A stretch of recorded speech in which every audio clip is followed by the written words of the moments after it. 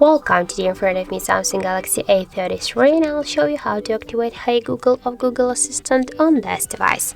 So first you should go into the Google folder and then launch the Google application. After that, click here on the right upper corner and tap on the settings. Here you'll see the voice section, then just tap to the voice match.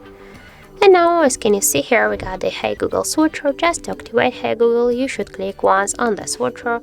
Now we should click here to the next, read the description, click yes, I agree, tap to continue, and now we should just set here our voice model and say okay Google, okay Google, hey Google, hey Google.